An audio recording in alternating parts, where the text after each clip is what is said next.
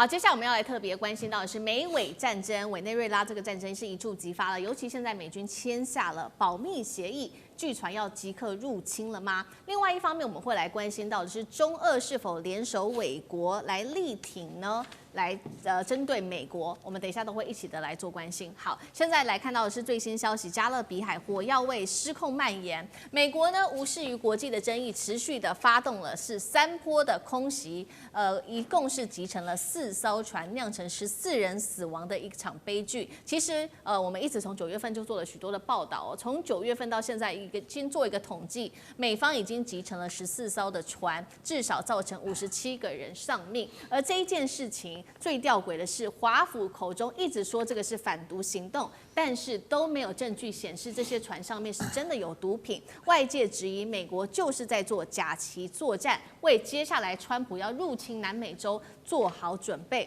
为什么会这样讲？我们先来看到有一些迹象。美联社的报道 ，CIA 美方曾经试图要策反马杜洛当时的专机首席飞官，他怎么要求这位飞官呢？说，你秘密的把你们总统把你们的总统马杜洛的座机转向吧，让美国呢可以直接当场逮捕马杜洛。这是第一件事情，来自于美联社的报道。第二件事情，我们来看到美军官员甚至被要求，路透社的报道，签署保密协议啊。指出呢，川普正在为入侵，接下来他不只是要入侵委内瑞拉，甚至还有哥伦比亚都已经预做好准备了。听到这些消息之后，美国政府怒斥这是美国南方司令部策划的殖民侵略啊！美国已经逮捕了疑似和 CIA 有关的这些佣兵，而他们正在准备策动的就是这一场假旗的袭击。川普从各种动作来看，已经准备好要来作战，要来入侵南美洲国家，要动武了吗？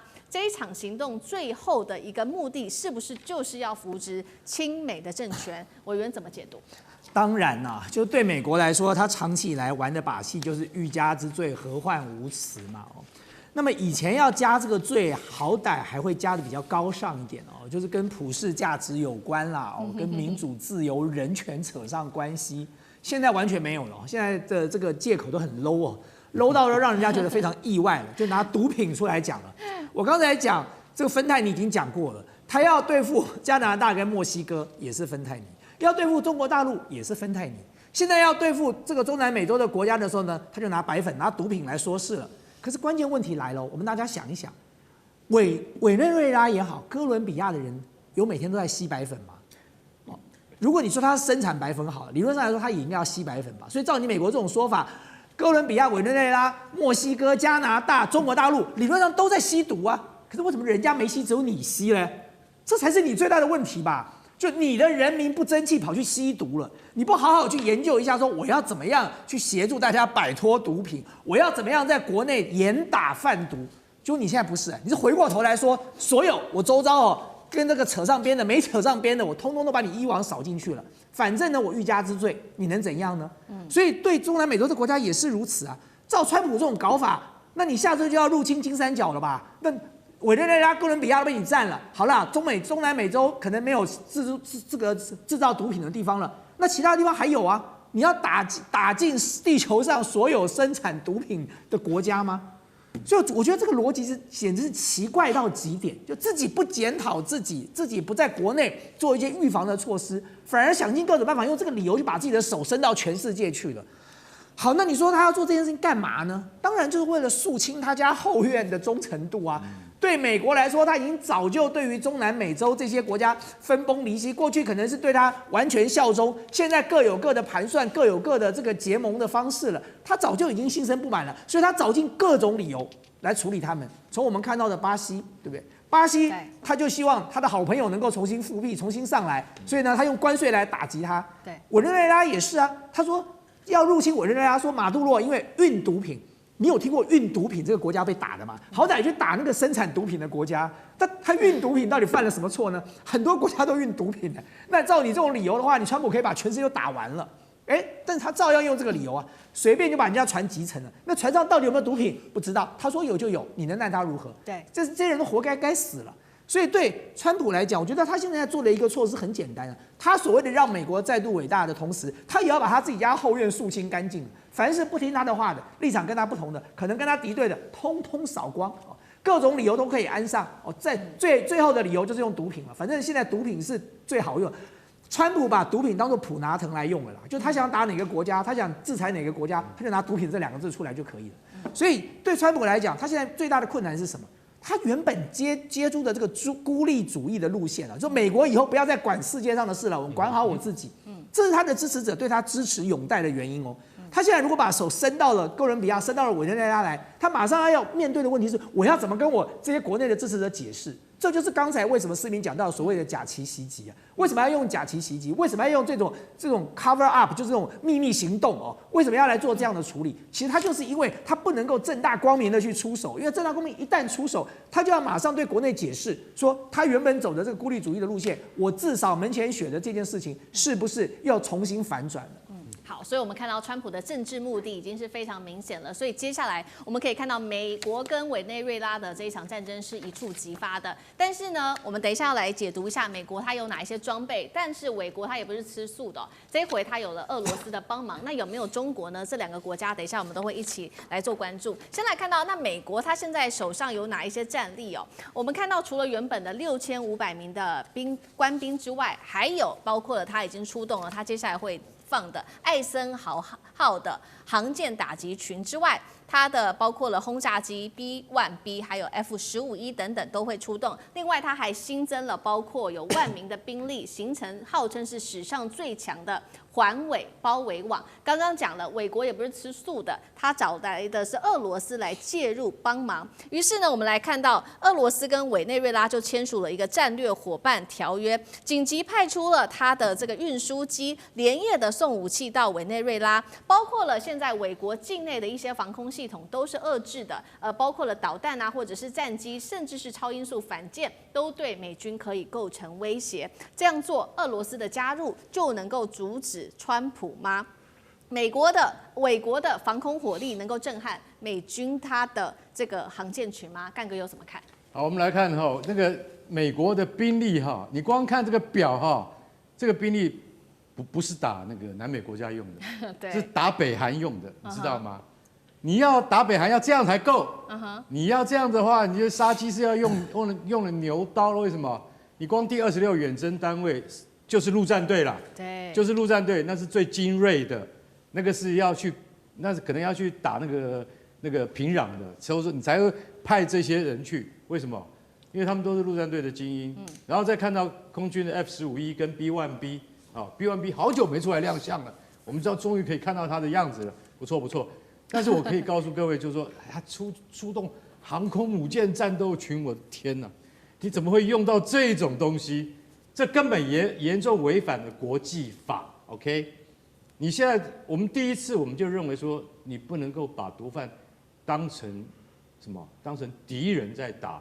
结果1个多月前你也集成了第一艘啊！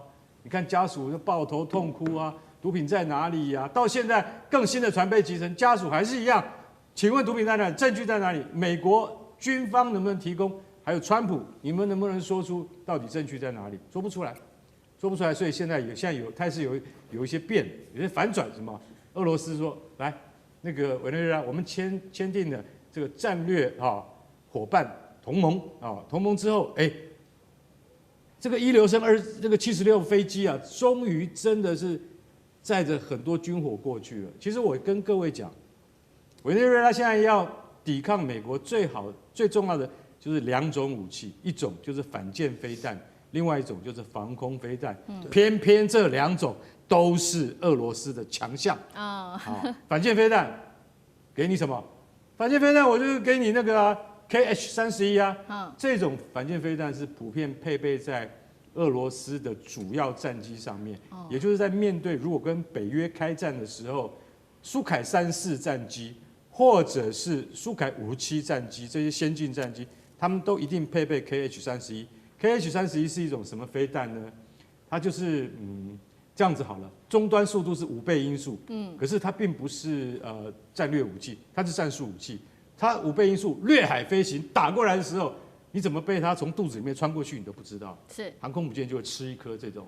当然像这种飞弹，它不能一次集成航空母舰，但是它对于航空母舰以下、驱逐舰以下的飞机非常有效。它只要在水线附近穿过的话，这艘船就沉定了。所以它现在马杜罗他得到了这样的飞弹的话，我觉得对委内瑞拉是一个非常有用的强心针。那另外呢，就是大家看到我刚才讲的嘛 ，B1 都出来了 ，Freelancer，B1 是很久没有见面的那个战略武器啊，战略轰炸机啊。那你要对付它的话，当然马杜罗要收到俄罗斯给他什么 S300，S300是俄罗斯现在次一级最先进的，因为最先进的叫 S400啊 ，S500还没出来。所以现役最先进是 S400，那他送给他 S300的话，那我可以告诉各位，美国的指挥官会怕，会怕，因为 S300相当于爱国者2型，也就是说美国自己的爱国者2型，你自己怕不怕？怕，为什么？因为精准度非常好。所以我认为，如果说俄罗斯真的用这个一流升76那个运输机送了这些东西去的话，那美国的前沿指挥官他们要好好思考一下，你的战略要重新部署了。委内瑞拉没有你想象中那么好打。哦，好，我们看到美国包括了这个整个南美洲国家有了俄罗斯的支持，那另外一个国家，刚我们要讨论的还包括了中国大陆，中国大陆又会被支持这些南美洲国家，尤其我们现在要来看到的是委内瑞拉，等一下会请苑老师来带我们看，因为呢，我们现在看到其他国家恐怕也要准备了，这是来自于共和党议员说的，他说下一个目标啊，不会只是委内瑞拉而已，还会扩及到哥伦比亚跟古巴，更扬言这句话就夸张了。他说，整个西半球都是属于美国的，被视为是21世纪版本的门罗主义复辟哦。那么包括了多个南美洲国家都已经站出来说了，这个是侵略行为啊。现在就是要看中国角色了，因为中国长期跟南美洲国家有很多的合作，不管是在“一带一路”上面，或者是人民币的贸易圈等等。那中国的角色，苑老师又怎么看？中国绝对不会放手让南美被美国并吞，因为这个违背了中国的福音的联合国的公约。中国作为联合国的5常国家，大家不要忘了，英国跟法国可能不敢讲话，俄罗斯这边刚刚干哥已经做了清楚的介绍。那中国本身确实是会帮助委内瑞拉做这个事情。我要讲的从3个部分来讲，为什么是委内瑞拉？因为委内瑞拉从查韦兹开始，就是以反美著称，所以说呢，美国对于他家的后院，有人不听话就算了，还要反美，所以说查韦兹的话反美，查韦兹就用他们的石油来补助哥伦比亚，所以说整个南美洲基本上所有的南美洲国家都偏左，那美国是一个非常右的资本主义国家。第二点的话呢，那个委内瑞拉有全世界最大的石油产量。不是产量，藏量、储存的量那他们本身来讲，他爱钱嘛，他喜欢看的这一点那就这个情况就很简单。然后第3点呢，我要强调一下，这个美国这个共和党的参议员呢，叫什么斯科特的，他其实是很不要脸的，你知道为什么？因为你知不知道为什么美国拥有菲律宾的时候让菲律宾独立？因为美国不要跟穷人为伍大家要了解一件事情当美国人不难对不对？大了个肚子到美国生孩子就美国人，但是美国认为说你起码要有5万美金生孩子都不要穷人来。所以说美国要占领整个西半球只有一个办法，就学以色列在加沙把他们全部干掉就干到底下。美国人是不希望自己扩大，每个人都有在美国办签证的经验难得个要死美国人都害怕，都问你问你如果长得漂亮，问你要不要嫁人如果长得这个说问你有没有钱美国都很在乎人家要进来，他还要占领别的国家，所以斯科特就是讲的搞不懂那像古巴啦、什么哥伦比亚说好来你们都变成美国人愿意我们在台湾就有51俱乐部你知道吗？对不对？所以你美国又不愿意做的事情，又不愿意被杀光，那什么东西？美国对于南美洲像这种美国的参议员跟这个众议员水准很低的，这个是严重的违背了世界的公约，违背了联合国的精神。那中国怎么可以放手让你这样干呢？这不可能的事情是，好，谢谢袁老师。那我们休息一下，马上回来。地缘政治、美中之争、战略价值、强权崛起、小国生存，现在与未来洞悉事件走向，掌握世界脉动，全球观点尽在环球